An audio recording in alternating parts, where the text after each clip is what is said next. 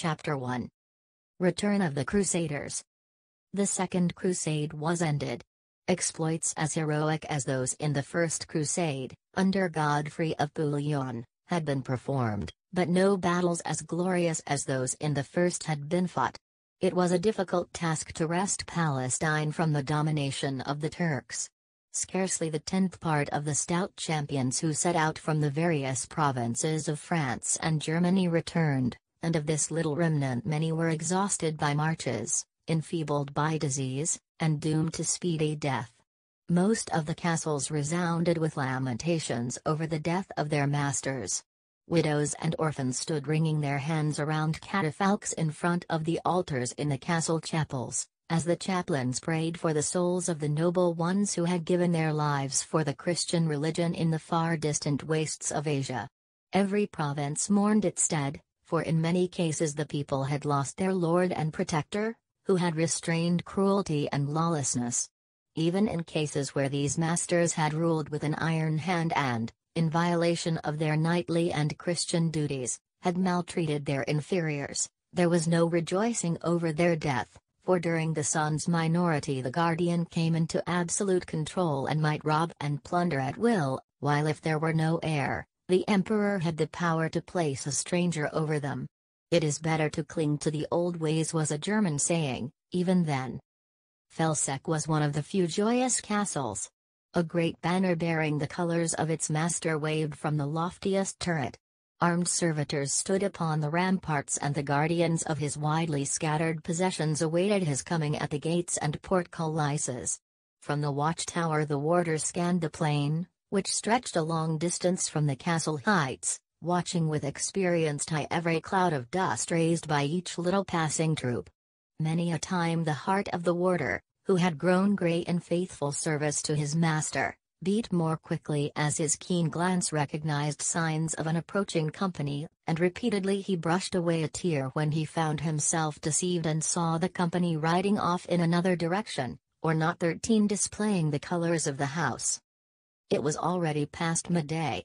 Many a face was clouded with anxiety and suspense, and some even feared that the report of the safe return of the lord of the castle might be false, especially as so many reports had proved untrue. Rather than have their joy turn to bitter grief, it would have been less sorrowful tidings had they been told at once that Conrad of Feuchtwangen was no longer among the living. It would have been a crushing sorrow, but they could have submitted to the inevitable with more courage than if they had had to realize that the hope of his return, once aroused, must give place to lifelong disappointment. A cloud of dust appeared again, and the warder gave the signal. A solitary knight was seen riding swiftly toward the castle. His colors could not yet be made out, and the occupants of the castle, as well as the people round about who were awaiting the arrival of the lord of the manor, hovered between fear and hope. All watched the approaching stranger anxiously. Many insisted they could distinguish the colors of the house, but others were in doubt. When it was certain that the former were right, then all were eager to know whether he 14 brought joyous or sad tidings. A trumpet signal was heard in the distance, to which the warder at once replied. This interchange of calls announced the approach of a friend of the house. Rushing forward to meet him, the people questioned the rider and begged for information. They followed after his sweating steed and exultantly surged forward to the castle gate.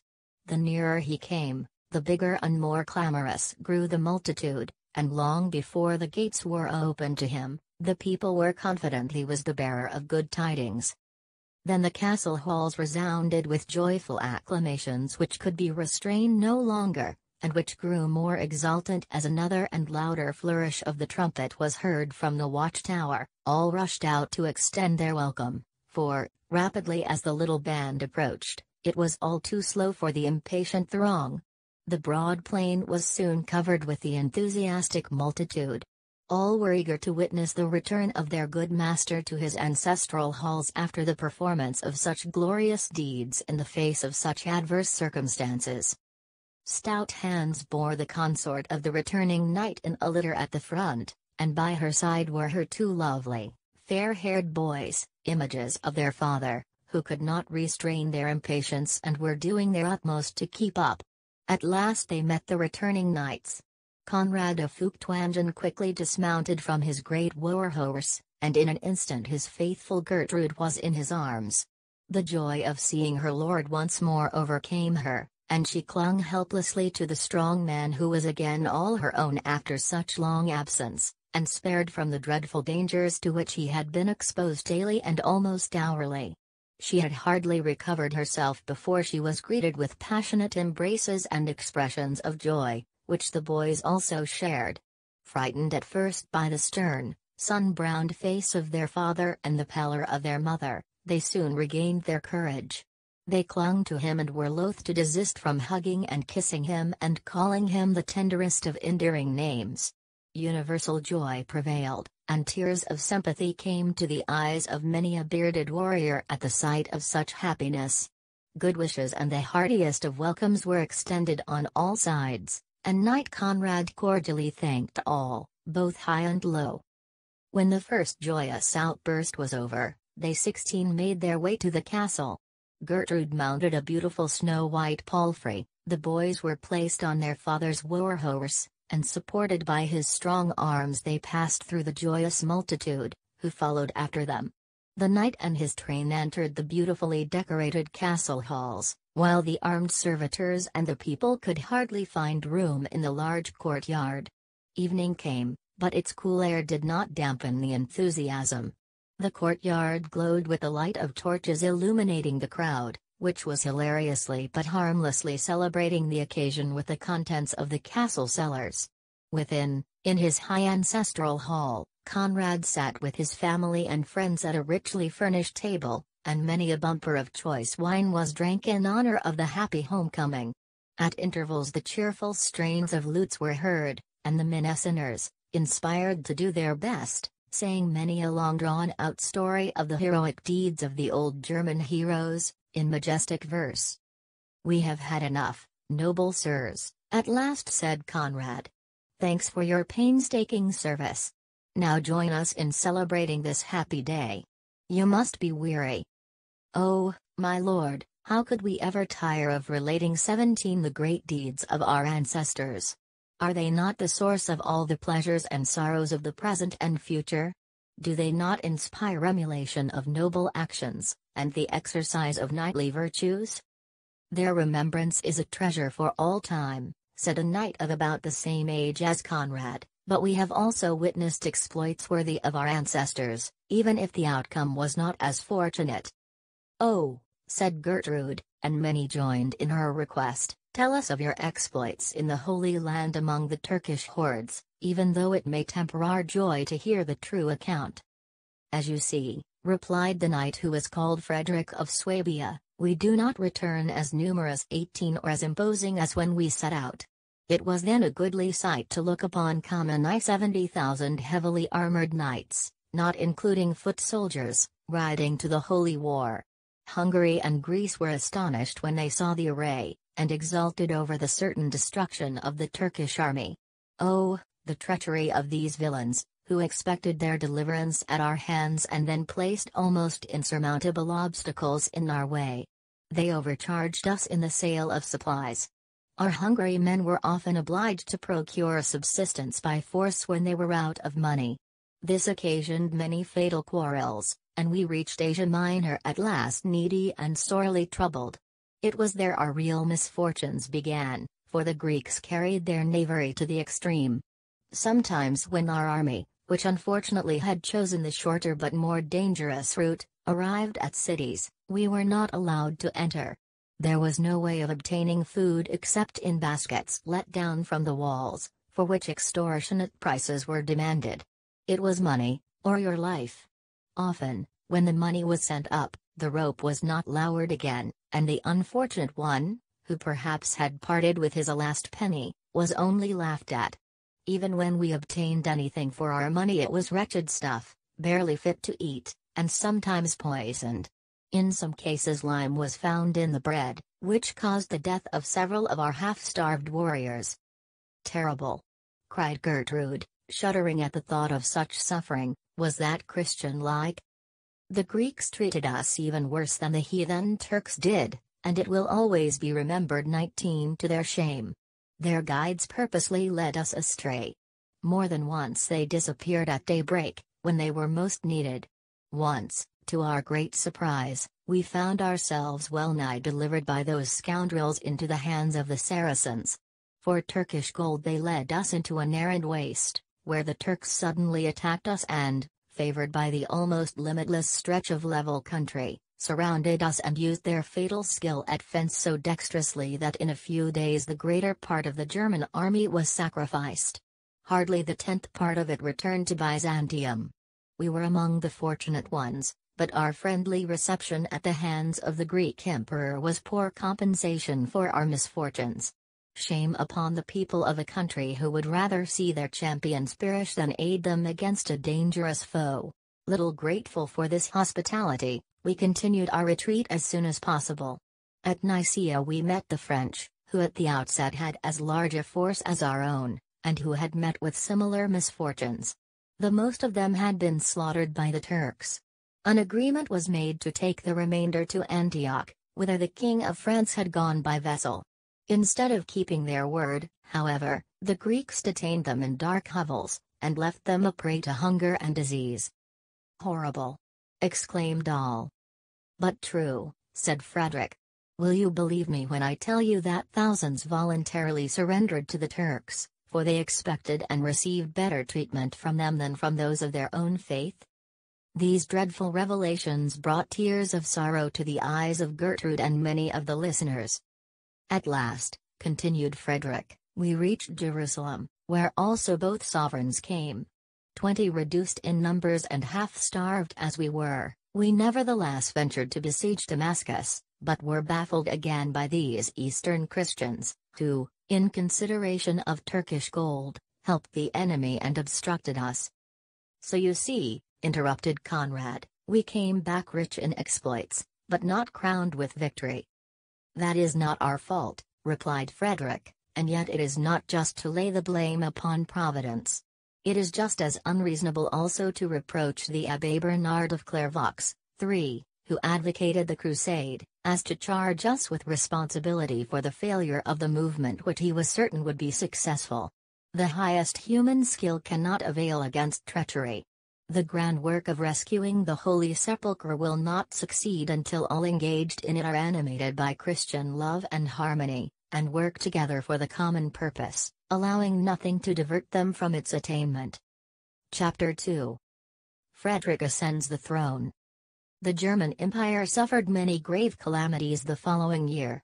Henry, who already had been designated successor of Conrad III, suddenly died, and all hope of filling the vacancy on the throne without exciting dangerous quarrels among the princes and their adherents seemingly was gone.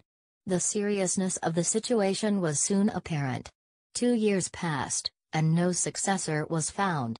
Then the sudden death of Conrad occurred, causing great sorrow and even dismay in the German provinces, for he had been a good ruler, even though he had not always been successful in securing peace. The situation was alarming. In Lombardy, on the other side of the Alps, the great and rich cities were struggling for absolute independence. Each of them demanded exclusive privileges and individual freedom. They refused to pay taxes or take commands from anyone. Each sought to dominate the others and make them tributary. At one time they formed alliances to subjugate others, and when this was accomplished they turned against each other. One day in alliance with the Pope, the next with the Emperor. As soon as they were on good terms with each other, which was not often the case, they would join hands against both. Every device was employed to prevent a lasting agreement between church and state, and nothing gave them greater delight than the desperate conflict between the Emperor and the representative of Christ, when excommunications and edicts of outlawry were hurled from the respective thrones. They favored the one who would concede the most to them, though perhaps a few days before they had bitterly detested and harassed him. They pretended to submit to the victor, with the secret determination to throw off his yoke at the first opportunity. Indeed, in the very act of making an agreement, they were often planning to break it. Many a ruler had vainly exerted his utmost power to end this wretched business. After the death of Conrad, Italian affairs were in almost inextricable confusion, and the German fatherland was in almost as desperate a condition, growing out of lust for power and oppressive restrictions. The Grand Dukes repeatedly defied the imperial power, and forcibly extorted from weak rulers privileges and immunities which they used for their own profit in dealing with their inferiors. Their vassals, the knights, were humiliated, deprived of all authority, robbed of their possessions, and even church and convent property did not escape spoliation. Many resorted to arms to defend their rights against the feudal lords, or indemnified themselves at the expense of the common people. The freedom of the latter grew continually less, and their humiliation greater. The regular taxes were increased and new ones were levied, until at last the peasant had little left but life.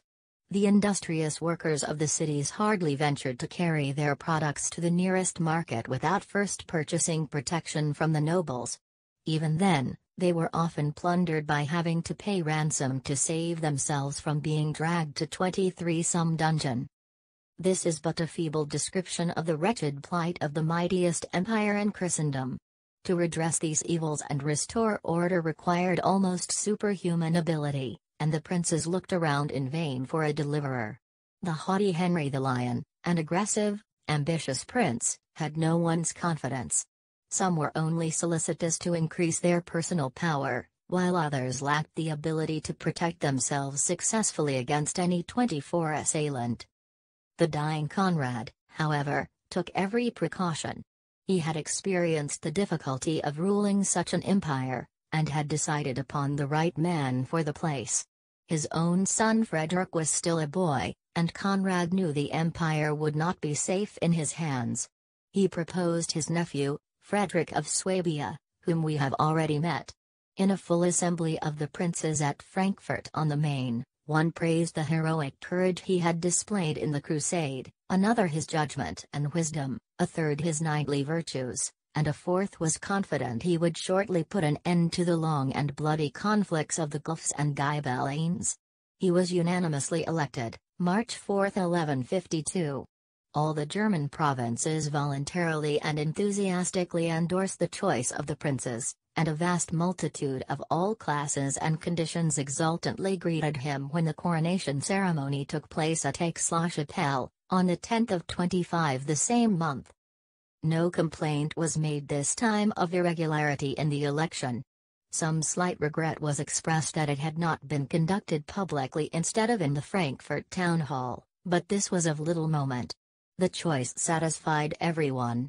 All hoped to see the glorious old period of Charlemagne restored, and considered it auspicious that the selection was made in a city which, according to tradition, owed its origin to that great hero of the olden time, for, when hard-pressed by the Saxon heathen, it was there he discovered a ford across the Main, which saved his army, and near that spot he founded the city of Frankfurt. The coronation ceremonies at last were over, and the various popular entertainments gradually came to an end. The tumult of the crowds about the hall was hushed, and only two knights remained, who walked up and down the spacious apartment engaged in earnest conversation. The one, although only of medium stature, was strong and well made. His piercing glance, so terrible to an enemy on the battlefield, rested quietly upon his friend and helper. It was easy to recognize the new emperor by his fair complexion, which the burning sun of Asia had but little browned, his blonde hair, and his red beard. 8. The other was Conrad of Feuchtwangen, his friend and comrade in arms at a time when deeds 26 almost passing belief were performed. I know as well as thou, my dear Conrad, the magnitude of my task, said the emperor. Whichever way I turn I find difficult problems, any one of which will require almost superhuman ability to solve. Germany and Italy, so widely separated from each other, are involved in desperate complications, but I feel that I have sufficient strength and courage to face the situation and fill my high position. The princes were certain of that when they elected thee. With divine help I will prove myself worthy 27 of their confidence. The history of our people shows that the man who is called to high duties, and places his reliance upon God, is a safe guide and protector of the people, and such an one often accomplishes important results in a short time. The incomparable Charles the Great united all classes of his people into a powerful whole, forced the most rebellious to recognize his authority, eradicated heathenism in a single generation, reformed the habits of the people by the glorious teachings of Christianity, and established a well-ordered empire. At a later period, when princes failed to profit by what he had accomplished, when fraternal strife swept away the best and devastated the country, they suffered many years from the disgrace of it and bowed their necks under the yoke of the barbarous Magyars, until the matchless Henry IX came with all the old authority and the old virtues, and made the barbarians tremble at the very name of Germany. How faithfully thou hast treasured in thy memory the actions of the great. Yes, I have vowed that these men, but above all that Charles, the noble-hearted founder of German power, called the great by the world and ennobled by the Church, shall be my constant exemplar. The German authority shall again prevail, and the German Empire shall flourish again as in the days of old. And yet, how many obstacles stand in the way of this achievement? Charles also encountered obstacles, and certainly 28 as great ones as these, but he finally overcame them. He found the most potent remedies for the evils of his time, and we must do the same for ours. But the evils now are entirely different. I think they are very similar. He was forced to break the power of the Grand Dukes and protect the common people, and that is what we must do.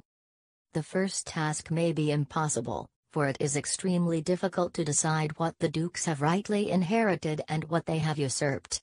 In such cases we shall have to prevent any further increase of their power, the remedy which Henry attempted to apply.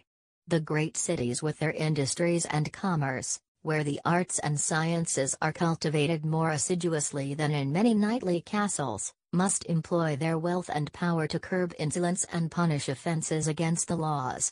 This will enable them to help each other and manage their own affairs. They certainly should know better what is for their welfare than those at a distance, who are ignorant of their circumstances. That will exercise an important influence upon the general welfare. True. The emperor will find in every city a 29 power already organized with which to punish those who now violate the law with impunity, because the law-enforcing power is so distant they can escape with their plunder behind protecting walls.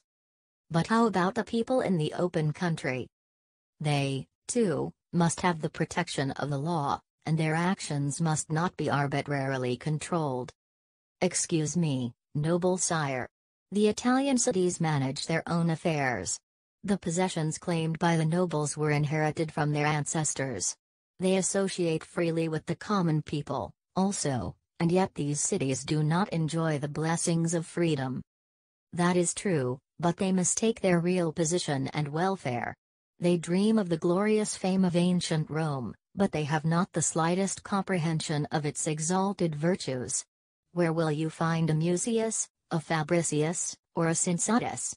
But at every step you will find a Catiline, a Nero, or a Heliogabalus.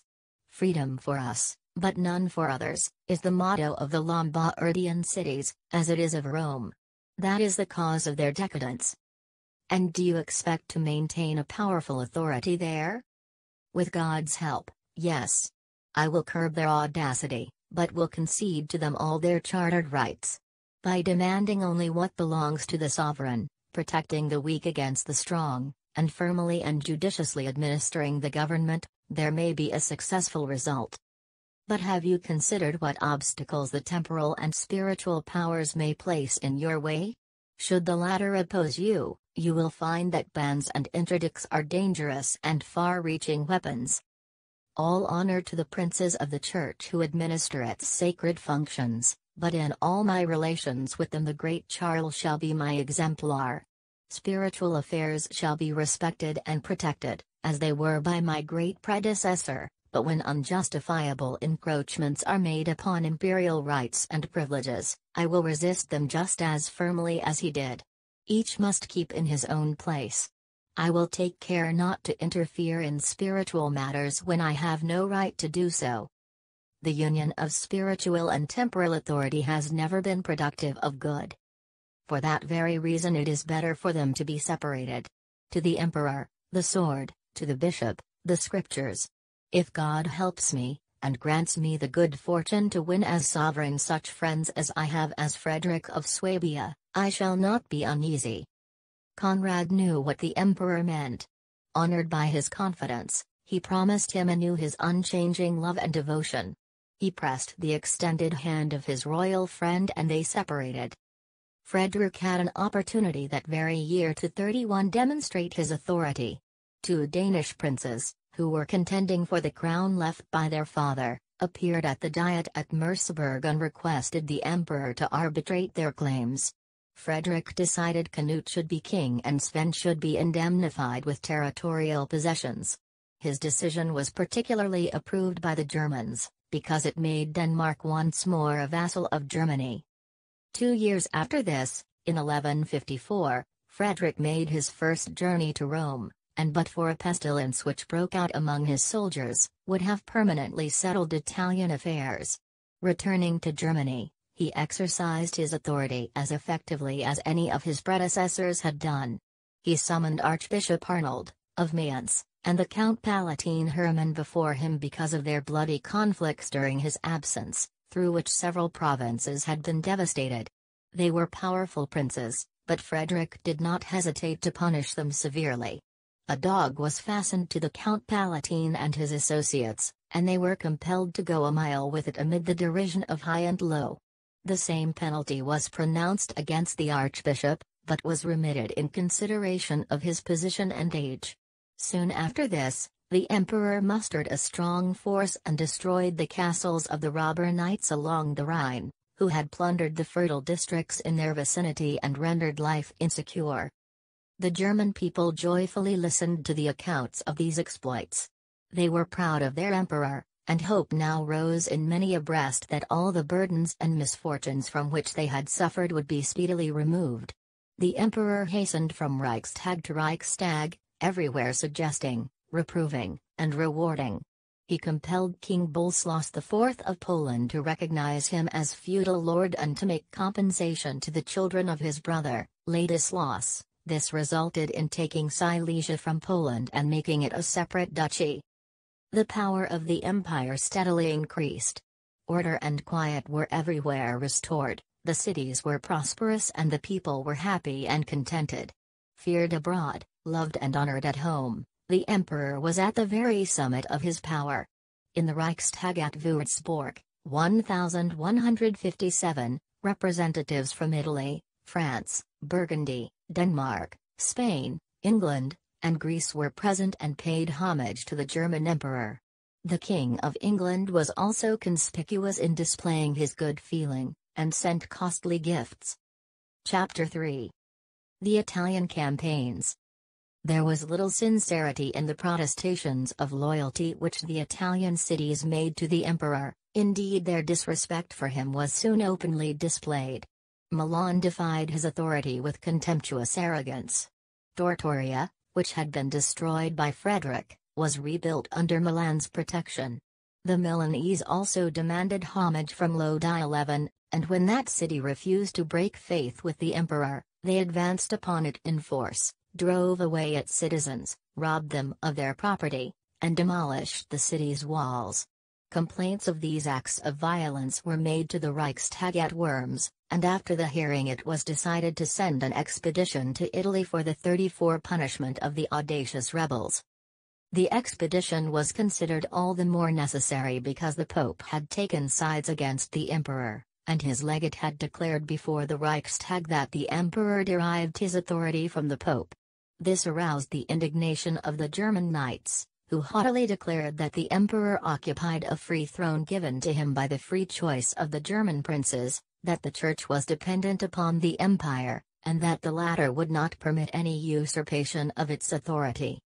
An armed force more numerous and better equipped than any previous one crossed the Alps. The Milanese this time appeared to be conciliatory, for, at the emperor's summons, a delegation went to him and sought to justify their conduct. Their explanations, however, did not satisfy either the emperor or the knights, still less the other Italian cities which had suffered. Milan was declared under the ban of the empire, promptly besieged, and forced to surrender after making a gallant defense. It was compelled to take the oath of loyalty, give up its plunder, and promise to let its neighbors rest in peace. The Milanese were also ordered to build an imperial castle and send 300 hostages to the emperor's camp. The nobles and dignitaries, barefooted and with halters about their necks, begged for clemency. Frederick decided that it was not enough merely to punish crimes already committed. Wisdom dictated precaution against their commission in future. He therefore summoned 4 of the most experienced law authorities and required them to investigate and settle what rights belonged to the empire and what to the cities. He was willing to concede all the rights of the latter, but he demanded that the cities should take 35 a solemn oath to respect the rights of the empire. Everything now appeared settled and most of the German princes returned home with their followers, but Frederick was anxious for the future, and remained in Italy to watch the progress of events. His fears were justified, for the wildest confusion soon prevailed. Milan, encouraged by the emperor's complications with the pope, secured the help of Crema and other cities, and the struggle began anew. Crema was besieged by Frederick, but made a stout defense. The dreadful struggle lasted 7 months before Crema was forced to surrender. Abandoned by its citizens, it was sacked and then destroyed. After obtaining reinforcements from Germany 36, Frederick moved against Milan. The same barbarities which had marked the siege of Crema were repeated, and the emperor could not prevent his troops from retaliating in kind. He made a vow not to wear his crown again until Milan was destroyed. The Milanese well knew that he would carry out his pledge to the very letter. As the year drew near to its close, they saw to their dismay that he was not withdrawing his army as was his usual custom at the approach of winter, and that the siege was to be continued. It lasted all winter, but on March 1, 1162, the exhausted city sent messengers to Frederick, tendering its submission and pleading for merciful treatment. Frederick sternly replied, "I demand your unconditional surrender," whereupon the supplicants abandoned themselves to their fate. 300 knights brought the keys of all the castles and gates, and 36 municipal banners were laid at his feet. All persons of rank took the oath of allegiance. The entire population of the city came barefooted into camp with halters round their necks, ashes on their heads, and crosses in their hands, pleading for mercy. As the long procession was passing the emperor, the state chariot, bearing the huge banner of the city adorned with the portrait of Saint Ambrose, was demolished, and the pride of Milan was humbled in the dust. Wailing and wringing their hands, the people prostrated themselves, begging for mercy in the name of Christ. Everyone wept. Even the stern faces of the German knights were moistened by tears, for the severity of the penalty, richly as it was merited, touched them. The emperor alone remained unmoved. Milan's repeated acts of treachery, and its lust for power, required exemplary punishment. "Your lives shall be spared," he said, "but the city, with the exception of the churches, shall be destroyed. Lodi, Cremona, Pavia, and Como shall perform the work, and you Milanese must find homes among these 4 cities." Remonstrances and prayers alike were of no avail.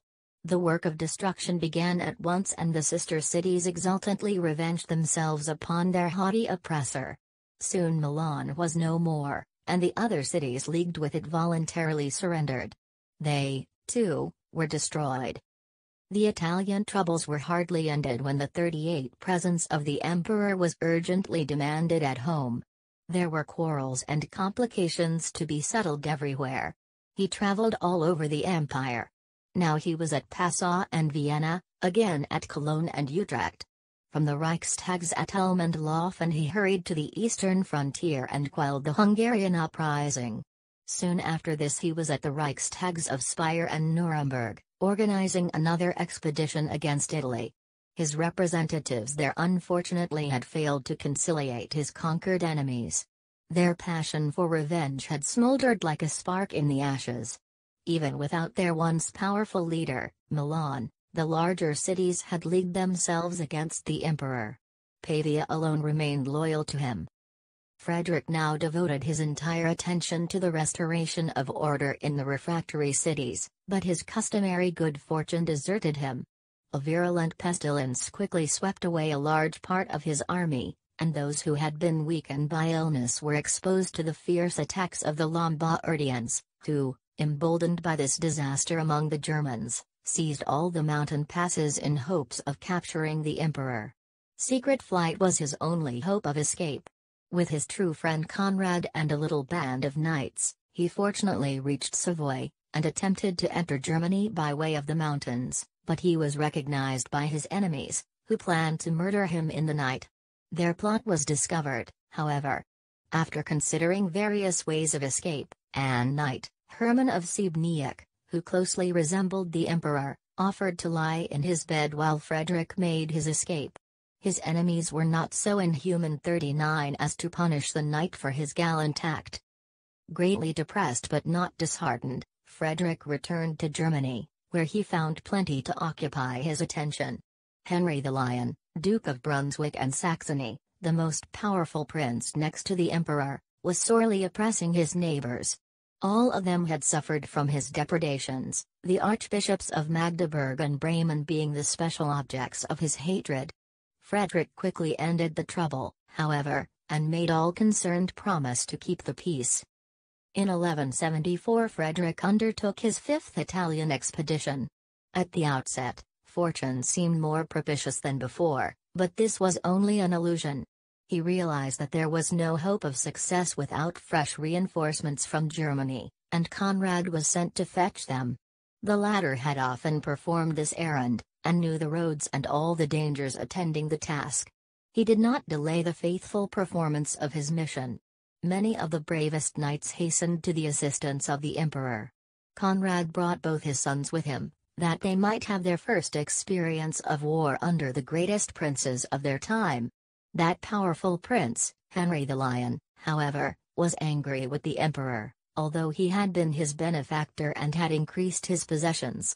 40 He pretended he was too old for service. As soon as his reinforcements arrived, Frederick resolved to risk all in one engagement. The Italians, who outnumbered his army, made a stand at Legnano. The fields were decked in their loveliest attire, the sky arched over the charming spot like a pure crystal, and was reflected in the dancing ripples of the Ticino. It did not seem possible that deeds of slaughter and death could be committed upon such a beautiful May morning. The hosts on each side prepared for the fray. Frederick carefully disposed his troops and gave the signal for attack, he himself, as was his practice, leading the onset with desperate bravery. Right and left he drove the enemy before him. Here he rode with leveled spear straight against an entire troop, and there he smote with his mighty war club, or clove the heads of the rebels with his two-edged sword, until blood flowed in streams. Conrad fought by his side with equal spirit, and with him his sons, who were inspired by the great examples before them. Notwithstanding their unflinching courage, however, they could not force the enemy to give up an inch of ground, although they hurled themselves again and again upon the very flower of the Italian army and fought like desperate giants. The Germans, with their utmost efforts, made no 41 progress. The emperor and those about him seemed rooted to the spot where they stood. Where 10 fell, 20 others immediately filled their places. Frederick's standard-bearer was felled by a terrible blow. The standard, emblem of victory, dropped, and the exultant shouts of the enemy followed its capture. Frederick grimly gnashed his teeth. He put spurs to his battle horse, and dashed forward to recover it. As the noble animal reared, its broad breast was pierced by a spear, a stream of blood gushed from the wound, and it fell under its master. The enemy swept over them like a great wave. Conrad, mindful of his duty as a vassal and brother in arms, rushed upon them like a lion, but he, too, disappeared as if into a grave. When the standard fell, the Germans wavered. When they no longer saw the gleam of the emperor's helmet and heard the exultant shouts of the enemy, they gave up all for lost. Their noblest and stoutest fighters either had fallen or were incapacitated for further resistance. They began to give way. The enemy charged them on all sides, and they were soon routed. Thousands were drowned in the Ticino, and thousands more were killed in retreat. The Germans were in a lamentable plight, for they 42 believed they had lost their emperor. His devoted spouse, when she heard the news of the disaster, clad herself in mourning and was inconsolable over her loss. The enemy were jubilant, for their most formidable foe was no more. Then came the news, which sounded like a romance, that the emperor was living, and was safe and well in his faithful Pavia, to which city he had fought his way with his friend Conrad. Who can describe the change of feeling on both sides when this news was confirmed? To his faithful followers he was still their great leader and emperor. To the enemy he was more an object of fear than a whole army. As Frederick could not expect any further reinforcements from Germany, and the Lombardians feared to take part any longer in outside matters, an agreement was made for a 6 years' truce, to be followed by a treaty of peace. Concessions were granted on both sides. Each retained its own rights and respected those of the other. This was as satisfactory to the emperor as a great victory would have been, for there was a divine spirit of compassion as well as of heroic courage in his nature. He did not love war, but when forced to make war he was a lion. A sorrowful duty, which he could not shirk except at the risk of the disintegration of the empire, 43 awaited him at home. It will be remembered that Henry the Lion had refused service to him on the ground of age, and paid no heed to his earnest pleading for assistance. His excuse was a lie. He had shown, during the emperor's absence, that he was not too old for war by harrying and attacking his neighbors. It was the duke's disobedience and defiance which forced the emperor to humble this insolent vassal. Besides this, the German princes also demanded the punishment of this disturber of their peace. Frederick would gladly have effected his purpose in some mild way, but it was impossible. Henry failed to appear before the Reichstag after being thrice summoned. The decision was then announced that he should be outlawed as a disobedient vassal and deprived of all his rights. Thereupon, the lion-hearted Henry unsheathed his sword. He feared not the whole German Empire. He defeated small bodies of the army, but when the emperor took the field the end came speedily. Subdued by the greater hero, he threw himself at his feet. With tears in his eyes the emperor was forced to execute the penalty, for they had been good friends, and until now there had been peace between the houses of Hohenstaufen and Welf. Henry retained only his hereditary possessions, his feudal tenure and rights were distributed among more faithful subjects, and he 44 was banished from Germany for 3 years. Thus, after years of warfare, the enemies of the emperor were either destroyed or they wisely decided to submit to the stronger power. Chapter 4. The Mayence Festival and Tournament. Peace now prevailed both in Italy and Germany. Frederick regarded the remarkable prosperity of the Italian cities without envy, for it contributed greatly toward the prosperity of the German cities, and the German people did not withhold their gratitude to the emperor for the good fortune they enjoyed. Frederick indeed was richly rewarded for his great achievements both in youth and manhood. In recognition of this great prosperity, the emperor organized a national festival upon a scale grander than had ever been known before. At Whitsuntide of 1184, princes, counts, and knights from all parts of Germany assembled by his invitation at Mayence, the seat of the highest spiritual princes, prelates, abbots, and priests. Strangers poured into the city in such numbers that they could hardly find accommodation. Upon the great plain before the gates a new city of tents quickly arose, where lodging could be obtained. The princes entered through the city gates splendidly mounted and with large retinues. The Archbishop of Cologne had over 4,000 followers. If it was hardly possible to count the nobles and distinguished persons, how can the number of people who streamed in from everywhere be estimated? It was not so much the brilliant spectacle that drew these burghers and peasants to the city, as it was affection for the highest and most revered personage in the empire, who had secured peace and prosperity for them. The joy of the emperor was the joy of the people. It exalted the one and glorified the other. The streets of Mayence swarmed with people of all conditions. The fields were thronged by them, and the neighboring mountains loudly echoed their festive songs. The emperor entertained all the princes and nobles, the strangers and the people of the city for 3 days.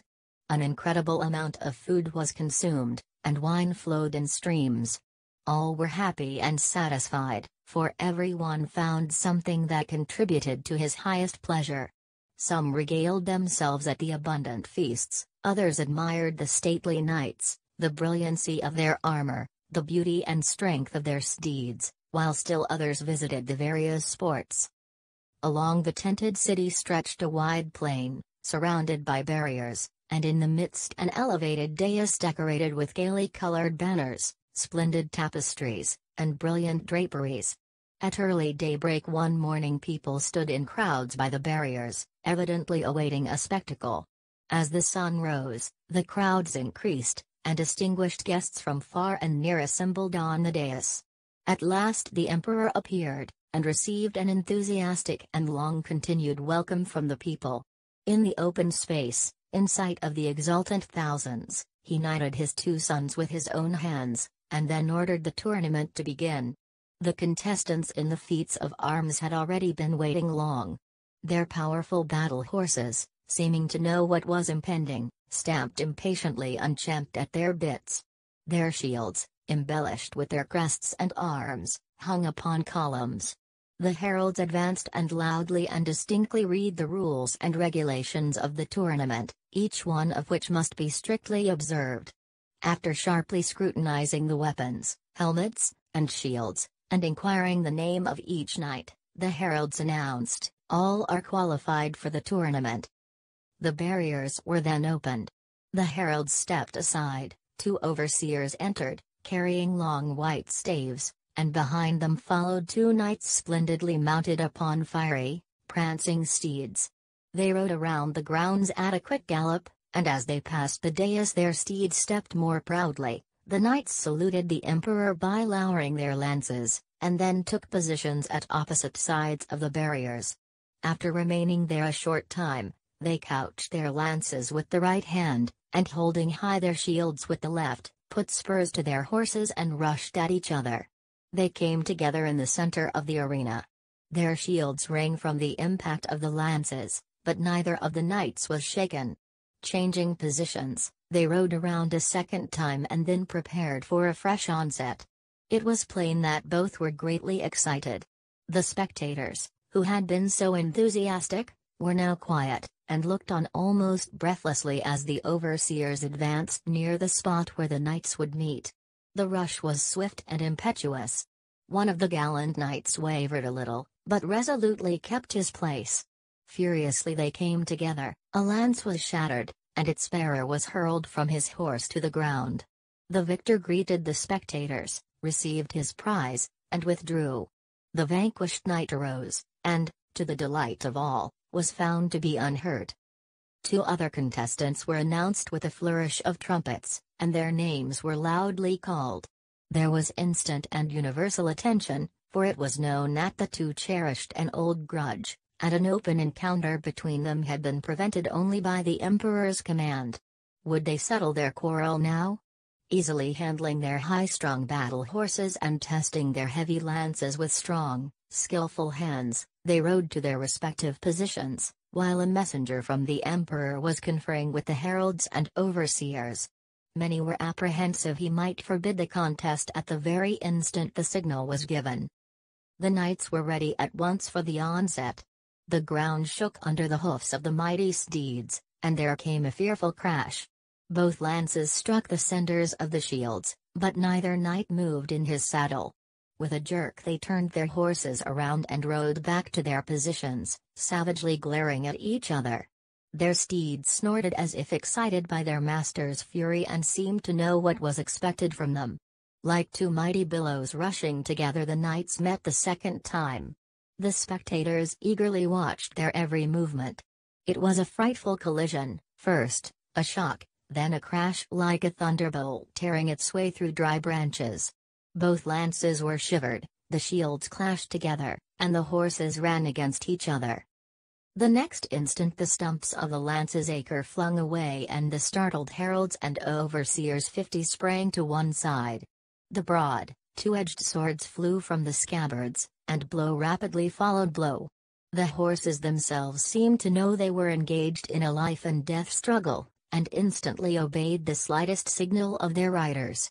The contest between the evenly matched combatants lasted several minutes, as neither left himself exposed at any point or made any mistake in his swordplay. Nor did their thirst for revenge affect their presence of mind or their caution. Blows fell with the rapidity of lightning and were as rapidly warded off. It seemed as if the contest would never end, but suddenly one of them dealt the other's horse a mighty blow which clove its head and killed the brave beast. In a trice its rider was on his feet, the other knight dismounted, and the fight was renewed on foot. Their shields had already crashed together and their swords were clashing with such force that the sparks flew, when the overseers advanced at the emperor's command, shouting, and interposed their white staves as a signal that the contest must cease. The knights heard the order with ill-concealed indignation. They looked at each other for a moment, breathing hatred and revenge, but sheathed their swords before they were stained with blood. Amid loud applause for their bravery they reluctantly left the arena and paid their homage to the emperor. Their honorable recognition by the first knight of his time and his mild conciliatory advice to them exorcised the demon of hatred, and, once more reconciled, the strong, brave men, who had just been engaged in a death struggle, embraced one another. Chapter 5. Life in the Castle. After the battle at Legnano, the emperor's old friend Conrad, who had almost miraculously escaped every danger, returned to Castle Felsec. Those were sad days for him and his wife, for their two young heroes had fallen in the first battle for the emperor. They did not complain, however, of their sorrowful bereavement. Their children had been taken from them in the very flower of their youth, but they made no public show of grief. The emperor's companion in arms, formerly so active and impetuous, spent his time quietly in the desolate halls of his castle, and consequently had more time to look after the interests of his dependents than when every tumult of war called him away from his home. The fierce passion which used to flame in his eyes in camp and on the battlefield gave place to gentleness and compassion. His wife, always a mother to every one of their dependents, a nurse for the sick, a consoler for the sorrowing, was now doubly eager to serve them, for that bitter grief which only a mother can feel made her all the more sympathetic. Every day she went down the steep road from the castle to those lowly abodes where care and sorrow were usually the only guests. Her servants went with her, carrying food for the hungry and delicacies for the sick and infirm. She provided clothes for the needy, made by her own hands in her solitary hours. The two found their highest consolation in dispensing aid and happiness to all around them, for it is more blessed to give than to receive. The tears of gratitude and the hearty "God bless you," from those they assisted, richly repaid them. God, indeed, beheld their acts of mercy. He, who is all goodness and love, was so pleased as they untiringly carried out his precepts and imitated his example, that he filled their hearts with the highest happiness. A few years after their bereavement he sent them two little sons, faithful likenesses of those they had lost. The firstborn brothers lived again in them, and soon the traces of grief disappeared from Conrad's brow as the lovely little ones embraced him, pulled his beard in childish wantonness, or ran their chubby little hands through his blonde hair.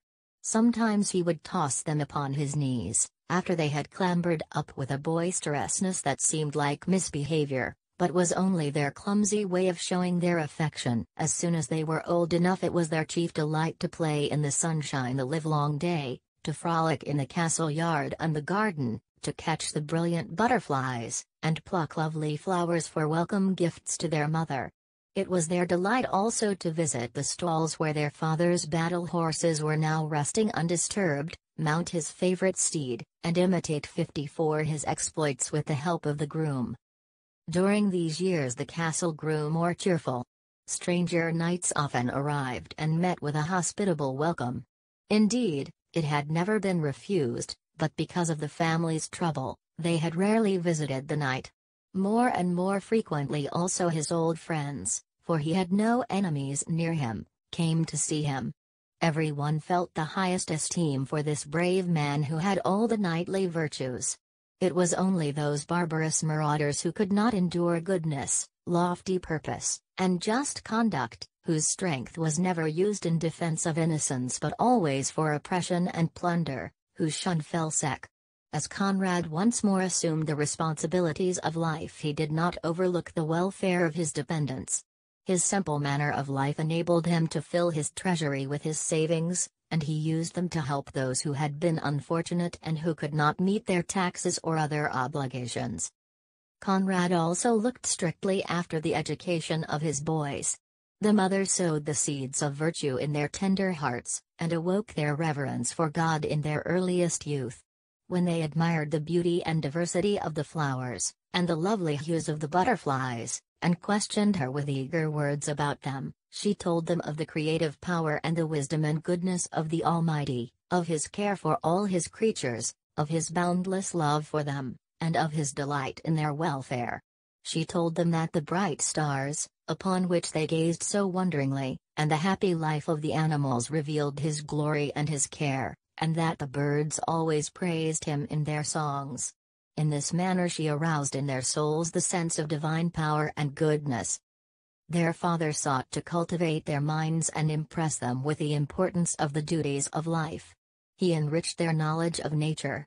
He explained to them what the relations of one human being to another should be, and told them that everyone has his duties as well as his rights, and that while they had duties toward the animals, their highest and most sacred duties were to their fellow men. He did not teach them to treat their inferiors as if they were hardly human, much less as barely deserving a share of the abundant mercies of the Almighty, but as divinely created and intended to rise to higher things. He taught them in the true Christian sense that all men are brothers, all children of God, the one Father, and that if He did not suffer all to have an equal share in His beneficence, if it happened that one had more than another, still each had what was necessary to his real happiness. He told them that even where one had more, it was often the cause of bitter sorrow to him, from which the one having less was spared. Thus there was compensation for all. He impressed it upon them also that it was wrong for men to make this disparity, which God permitted, still greater by robbery, force, or oppression, and that they should seek to equalize it so that the suffering caused by life's various misfortunes should be reduced as much as possible. "We need each other in this world," said he one day to them, "and the poor, who have few desires, often need the rich less than the rich need them. What might happen to us if a powerful stranger knight should attack our castle and we were here alone? He would scale the walls with little exertion, he would murder, plunder, and burn until nothing was left. But suppose he should attempt it now? At one blast of the warder's horn my good servitors, whom I have protected when they were in trouble, would rush to our defense, drive off the assailants and send them home with broken heads. So it is all over the world. One is servant to the other, from the lowest menial to the emperor, the first and highest person in the empire. He cares alike for all, banishes all disturbers of the peace, decides justly, and makes laws which all must obey if they wish to be happy. Whoever disturbs this order or violates the laws richly deserves punishment, for he is thereby destroying the happiness of others. Oh, if you had only been with me in that far-off land where force is the only law, where one obeys the will of one master today and of another tomorrow, you would have seen how miserable people can be, and have thanked God that you live in a land where all obey fixed laws, and where everyone knows what he must do and what is expected of him. Even the emperor himself cannot act entirely alone. He needs the help of others. He who would be a true knight must be ever mindful of his calling, must protect innocence, resist enemies, and courageously maintain justice and support the law. Above all, he must keep untarnished the shield and escutcheon inherited from his ancestors, whose portraits upon the castle walls look down upon him and his deeds and judge him. By their self-sacrifice and faithful performance of duty they earned what all enjoy, and it would be criminally ungrateful were we to forsake the path of virtue they followed. Such counsels as these still more deeply impressed the boys because the living examples of their truth were ever before them. They saw their father impartially awarding justice, protecting innocents, and rescuing the oppressed. When they gladly went with their mother to the homes of the needy and the abodes of the sick, and consoled them and distributed material comfort, the lessons of love and compassion were indelibly impressed upon their hearts. With like eagerness and faithfulness they devoted themselves to exercises for the strengthening of the body, for their father once said to them, "He who would do good must not merely know how to do it but also be able. While one should love peace, he should also be ready for war, for not everyone is peaceful." The boys devoted themselves with the utmost zeal to the use of arms and practiced a certain number of hours a day under their father's or some trusted attendant's supervision. They ran, exercised on the bars, stretched their limbs, and strengthened themselves by severe tests. They traveled the woods in light clothing, paying no heed to storms, or winds, or the heat of the sun. They cooled themselves in a forest brook, hardened themselves for the fatiguing exercise of the day, and returned home refreshed and invigorated. Then they practiced hurling the light javelin at a mark, until they could use the heavy spear without straining themselves. They wielded the battle axe, mace, club, and broadsword, as if they were giving the finishing blow to an adversary on the field. How delighted they were when they were allowed to mount the war horse and practiced the actual maneuvers of battle. They were strong and agile, hardened against the effects of weather, capable of great endurance, afraid of no dangers, strong in body and soul, and qualified for the performance of knightly 59 duty. During this peaceful period, which lasted several years, there was little opportunity to practice their attainments except in the pleasant but sometimes perilous chase, but soon Knight Conrad's weapons were taken from the armory and the castle resounded to the tramp of armed men. Fate ordained that the old knight Barbarossa, who had spent nearly his whole life on the battlefield, should not die peacefully at home. From that far distant eastern land where in youth he and Conrad had fought for the Holy Sepulchre, suddenly came the evil tidings that Jerusalem, which had been in Christian possession 88 years, had again been taken by the Sultan Saladin. Of all the conquests, which had cost so many lives, only Antioch and Tyre remained to the Christians. The Crescent was victorious everywhere, and persecutions were renewed, as in the period before Godfrey of Bouillon had rescued 60 the country. The complications between the Pope and the Emperor were settled at once. Frederick's old heroic spirit was aroused, and he looked forward to an expedition to the Holy Land as a fitting close to his life's work. At an assembly of princes held at Mayence a crusade was decided upon. How could Conrad help joining it? Was he not the emperor's brother in arms? Had he not once, amid disasters of every kind, sworn to fight together and to help each other to the last breath? Could he remain behind and rest at ease, while the emperor, who was no younger than he, was in the field? No. To have stayed at home would have been a stain upon his escutcheon. He went with a force to Regensburg, the rendezvous of the Crusaders, and by his side rode his 2 stalwart sons, barely 12 and 13 years of age, but, notwithstanding their youth, exultant and eager to face any danger. Chapter 6. The Third Crusade. It will be remembered that the Second Crusade, under Conrad III, was disastrous to the Christians in the Holy Land. The discords which everywhere prevailed and the wranglings and jealousies of Templars and Knights of St. John were not unwelcome to the Turks. There appeared among the latter about that time the mighty hero, Saladin, of Kurdish origin.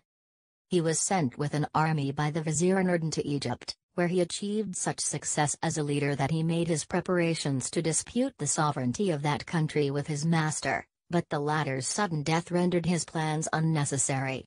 He became Sultan of Egypt and ruler of the whole country from Cairo to Ailo, so that his possessions enclosed the kingdom of Jerusalem in a half-circle.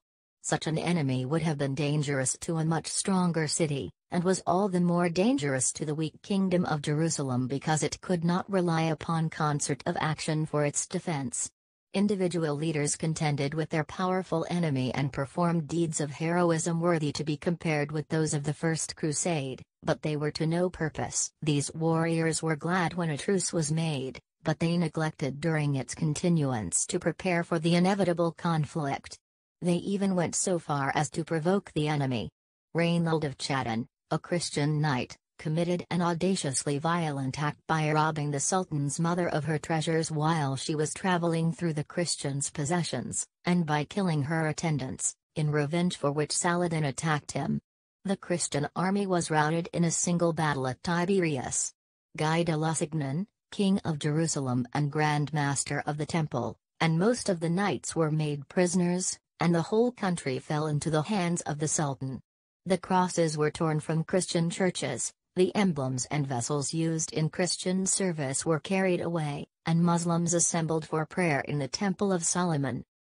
The appeals of the Christians were heard in the 63 West, and grew in intensity as the deeds of the Turks increased in cruelty. And yet it was Saladin's purpose to avoid carnage. His severest demand was that each man should pay 10 gold pieces, each woman 5, and each child 1, for ransom. 40 days were allowed for payment, and when the time expired he magnanimously released 2,000 Christians who could not procure the money, as well as all the prisoners, and besides this he divided nearly 20,000 gold pieces among the enemy's poor and sick. Notwithstanding such generosity, the old war spirit was aroused in Europe, as already related. Crusaders flocked from all sides to the army which the emperor was organizing.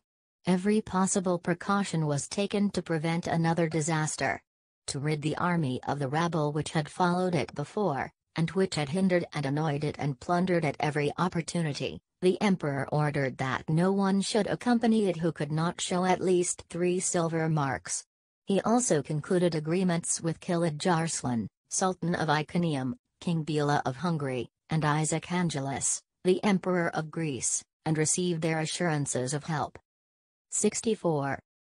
Frederick's greatest anxiety was that peace and quiet should prevail in the empire during his absence. To secure this he destroyed many more of the robber barons' castles while on the march, and issued an order that no one should begin hostile operations without giving 3 days' notice.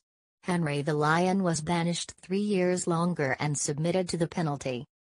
The expedition set out in imposing array for Regensburg, April 23, 1189, the festival of St. George.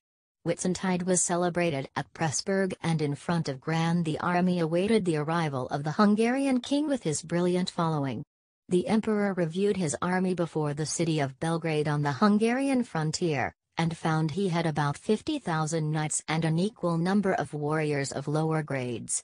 Encouraged anew by fortune, which thus far had been so favorable, and relying upon the great strength of his army, Frederick prepared to lead his pilgrims to the Holy Land, confident that he would wrest it from the infidels this time and permanently restore it to the Christians. We behold the Emperor Frederick seated in his tent in Camp Belgrade, with the most famous of 65 his princes and those leaders of his army who were in his closest confidence. Among them is Conrad of Feuchtwangen, whose sons Raymond and Conrad are standing at a respectful distance, awaiting the emperor's orders. Owing to the emperor's affection for their father, they have had the good fortune to be selected as his pages. After earnestly discussing the objects of the expedition and the best means of securing them, they begin to talk of the assistance they might expect from their allies.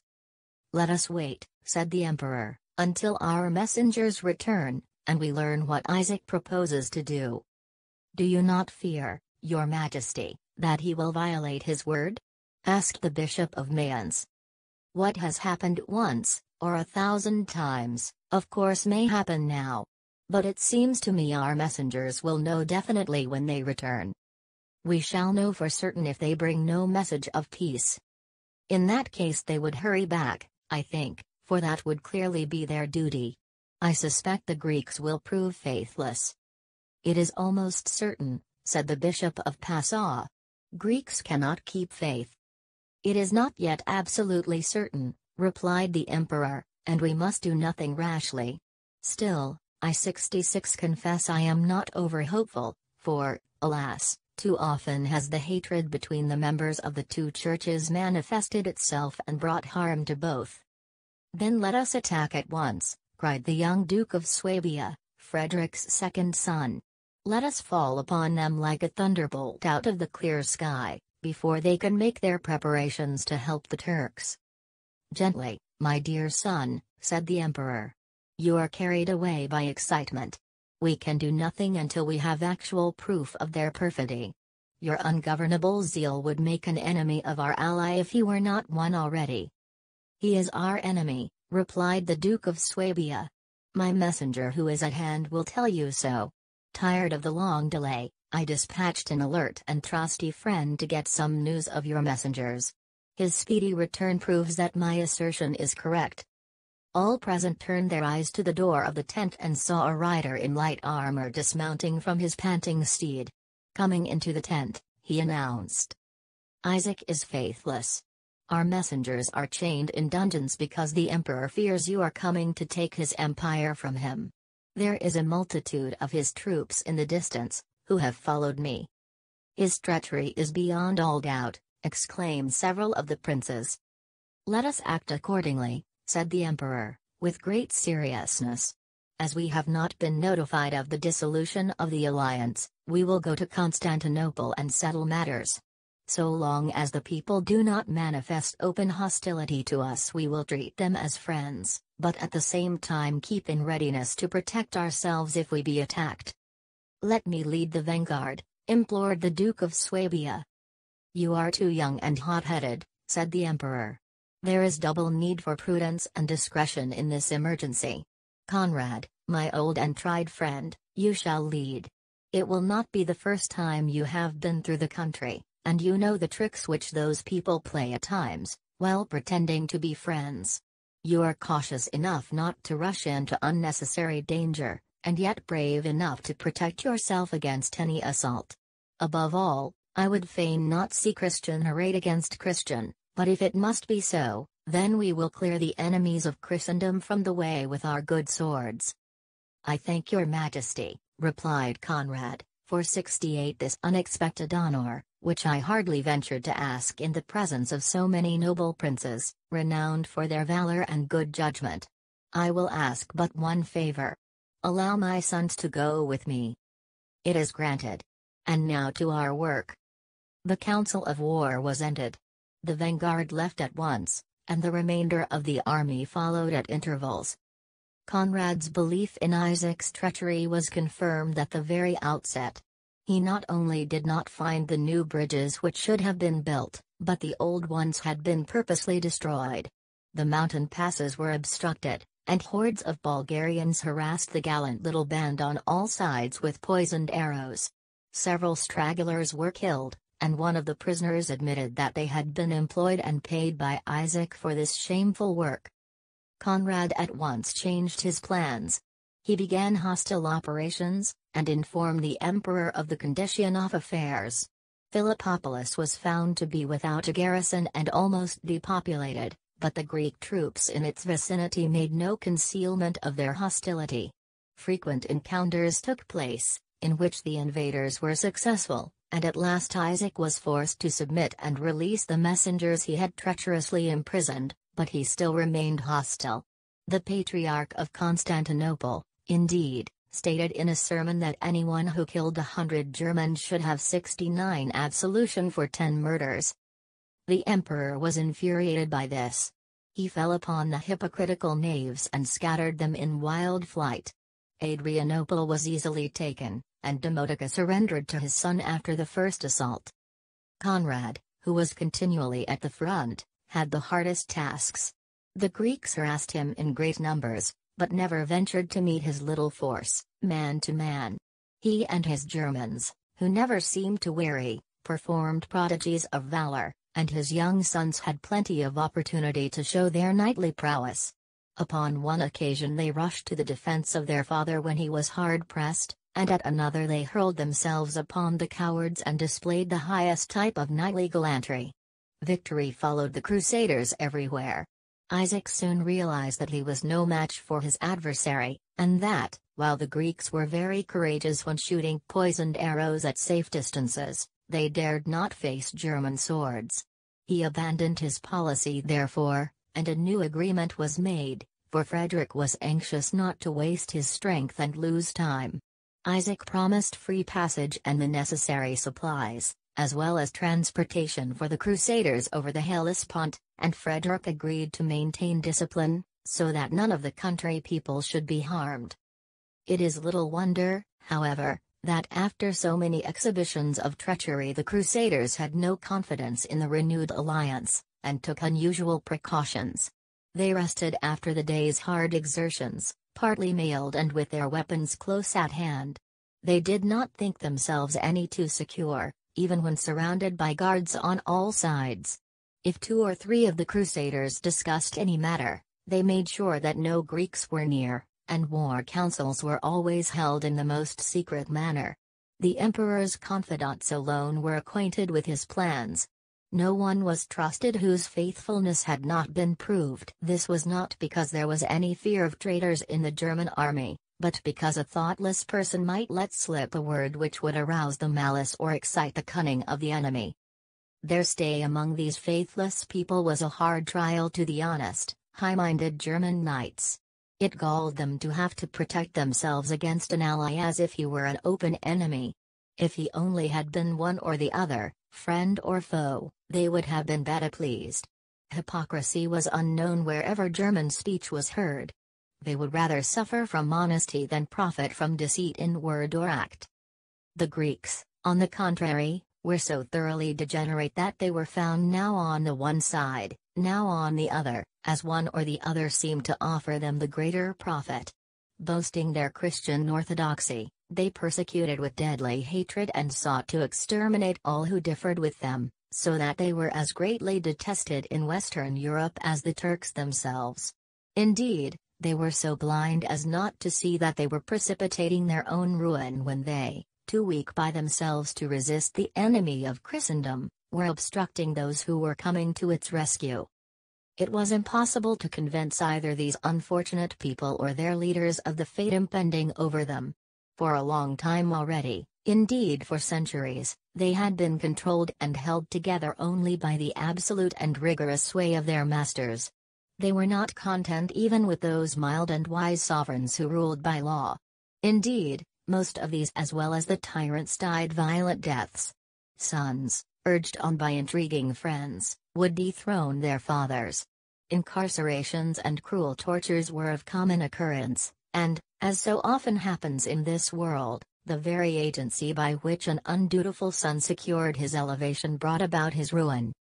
How could anyone keep faith in such a country? Graft and dishonesty were the only protection from harm. The person in authority was treacherously flattered so long as it was of advantage. When he could no longer subserve personal advantage he was forsaken, and the faithless friend became the most malignant of enemies. How could such a people, false to each other, be honest with strangers? Such were the reasons for the continual distrust shown by the Germans, and their longing to leave the country. As soon as all the preparations for the crossing were completed they started for Asia, hoping to find more regard for honesty among the Turks, or at least to meet them as foes in the open field. The crossing occupied 6 days, and was made in Grecian vessels. Even at the last moment the Greeks did everything to obstruct it, and it was only the fear of force that restrained them from violating their agreement and attacking the German rear.